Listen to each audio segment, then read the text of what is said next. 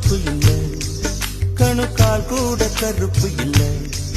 நீ தீண்டும் இடம் தித்திக்குமே, இனி பாக்கி உடம்பும் செய்ய வேண்டும் பாக்கியமே.